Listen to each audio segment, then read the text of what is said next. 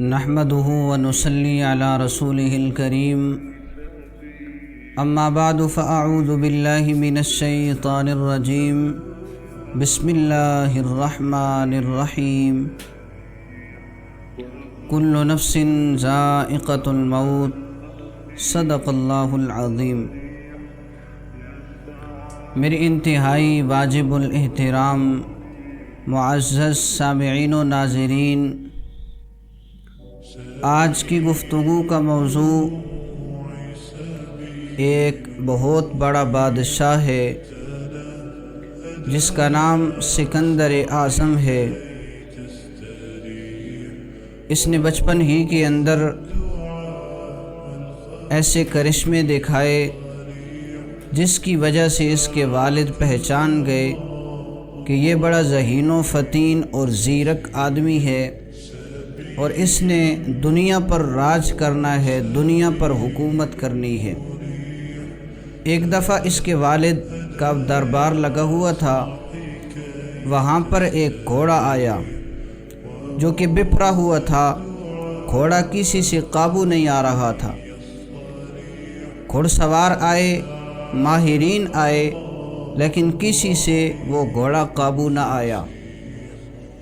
سکندر اعظم اس وقت 12 سال کا تھا اور اس نے آتے ہی گھوڑے کو دیکھ کر پہچان لیا کہ یہ اپنے سائے کی وجہ سے گھبرا رہا ہے، لہٰذا اس کے چہرے کو سورج کی جانب کیا، اس کی پشت پر آرام سے سکون سے ہاتھ پھیرا اور اس کے اوپر سوار ہو گیا۔ تو اس کا والد پہچان گیا کہ اس کے اندر کوئی بات ہے، یہ دنیا پر حکومت کر سکتا ہے۔ تو اس کے والد نے اسے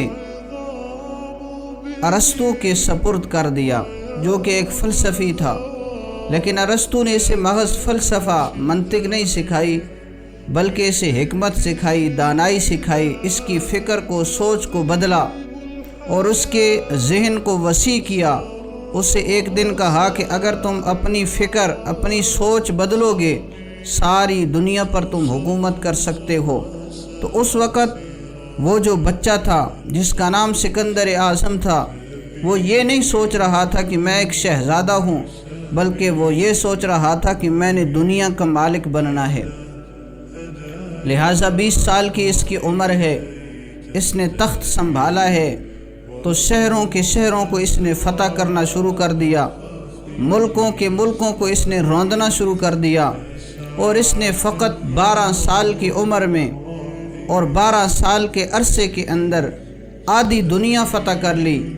20 سال کی عمر کے اندر حکومت ملتی ہے، 32 سال 10 ماہ اور اسی طرح 8 دن یا 12 دن اس کی عمر ہے۔ ان 12 سالوں کے اندر اس نے آدھی دنیا فتح کر لی ہے۔ باب العراق سے جب گزرا تو اس وقت اس کو موت نے آ گھیرا۔ اس سے پہلے یہ ملتان سے ہوتا ہوا گزر رہا تھا تو اس وقت اسے ایک تیر لگا، تیر لگنے کی وجہ سے یہ زخمی ہو گیا۔ تو اہل ملتان پر اس نے غصہ نکالا، ان پر ظلم کیا، انہیں قتل کر دیا، اور حتیٰ کہ کہا کہ صرف لوگوں کو نہیں، انسانوں کو نہیں، بلکہ جانداروں کو بھی قتل کر دیا جائے، ان کی آنکھوں کو بھی بند کر دیا جائے۔ تو اس نے صرف کھوپڑیوں کے ڈھیر نہیں لگائے بلکہ جانداروں کے، جانوروں کے سروں کے بھی ڈھیر لگا دیے اور مینار کے مینار بنا دیے، وہاں پر لوگوں کو صفحہ ہستی سے مٹا دیا۔ لیکن جب باب العراق کے اندر پہنچتا ہے، باب العراق کے اندر پہنچتے ہی اس پر اجل نے آ کر حملہ کر دیا اور موت اس کے انتظار میں آ گئی۔ لیکن اب یہ روتا ہے، اب یہ کہتا ہے کہ کوئی ہو جو مجھے چند ایام، چند دنوں کی زندگی دے دے تاکہ میں اپنے ملک مقدومیہ میں جا کر مر سکوں، جو کہ آج کل کا یونان ہے، کہ میری موت وہاں پر واقع ہو۔ میں اپنے ملک کے اندر مرنا چاہتا ہوں، لیکن اسے مہلت نہ دی گئی بلکہ یہ وہیں باب العراق کے اندر ہی اجل کا لقمہ بنا ہے۔ کل نفس ذائقۃ الموت، ہر نفس نے موت کا ذائقہ چکھنا ہے۔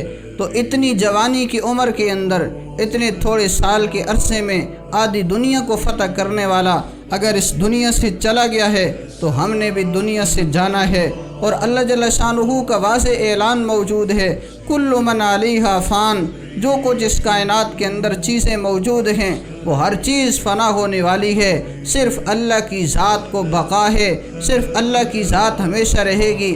اللہ کی ذات سب کو فنا کرنے کے بعد، سب کو ختم کرنے کے بعد پکاریں گے کہ آج بادشاہ کون ہے، پھر خود ہی جواب دیں گے میں بادشاہ ہوں۔ آج تکبر کرنے والے کہاں ہیں، پھر خود ہی جواب دیں گے کہ میں تکبر کرنے والا ہوں۔ اللہ جل شانہ کو تکبر زیب دیتا ہے، اللہ جل شانہ کی کبریا چادر ہے، لہٰذا اللہ جل شانہ سب کو ختم فرمائیں گے۔